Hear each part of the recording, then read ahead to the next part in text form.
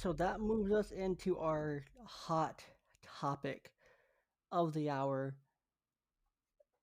So for the listeners, Aaron and I were both girl dads. We have a total of four little girls between us.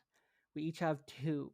All of them are 6 or younger, with the youngest being 22 months. That one's mine. We have a pretty important job and responsibility of making sure that we treat them and show them how they should be treated and cared for by a partner, especially a male. So we really set that standard. Would you agree with that? Absolutely. I mean, you're the first male they ever see in their life, so I mean, it's kind of it's cemented in their minds the way you treat them. Exactly. So talk to me a little bit on toxic masculinity and what it means to you, or how it, I guess, yeah, what it means to you, kind of how you've seen it, how you're making it not a thing in your girls' lives, and kind of what it looks like in your family or doesn't look Um, like. yeah, no, for me, I mean, it's gonna be more of like a male that's just like very inconsiderate, like just chauvinistic, like just someone who's really old fashioned, if you will, like just not up to the way we live in society now. Um, I see it a lot in like older men, like that are raising sons. They want their sons to be these macho, big, tough guy, like men with no feelings, robots. And it's Mhm. like we're not that anymore. It's to me, it's you gotta have you still have to have that masculine side to you, but there's also room for you to be emotional, for you to be connected emotionally with your kids or with your wife. Yeah, to have that emotional availability is huge, and even that emotional intelligence at the same time, to be able to understand emotions, to be able to understand your own emotions and the emotions of someone else, and be open and willing to listen. I feel is a huge part. I feel, unfortunately, we're still there in so much of our society where, men are still kind of put into that mold where, kind of like Elsa, conceal, don't feel, Oh yeah, there you go. if you will. That was a good I good mean, reference. the people like it, but no, I mean that's kind of how it is still, and that's something that, that's how I was raised. Kind of conceal, don't feel, man up, toughen up, be tough. Yeah, see, it's hard, man, because you can't be too soft.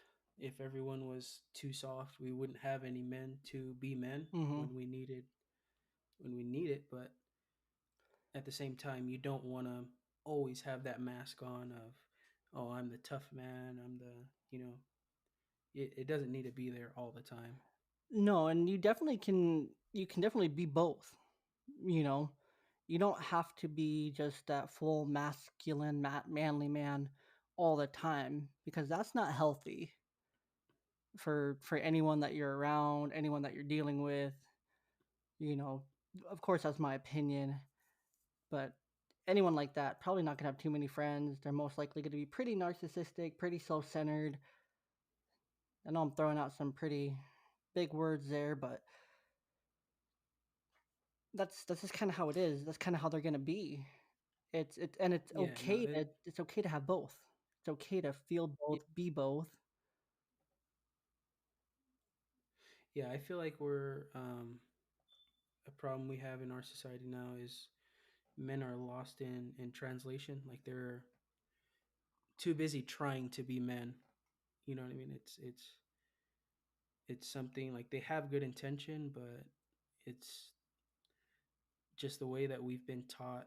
At least in my culture, is like like you say, you got to be a tough man. You got to go out there and work and provide for your family, but also be the person that disciplines your children. Or it's not really thought of for men to be on the softer side, or to be, um, more emotional than, or even equally as emotional as women.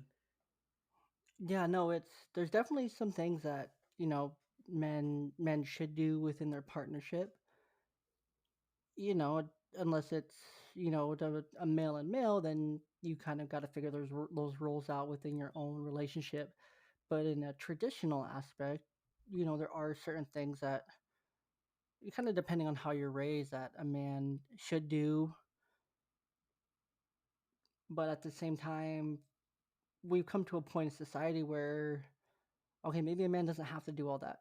Maybe it is okay if a woman does that for within the family. Maybe it is okay if a woman disciplines the children, physically, or, if a man doesn't always do all these chivalrous things. It really just depends on how you're raising your culture, honestly.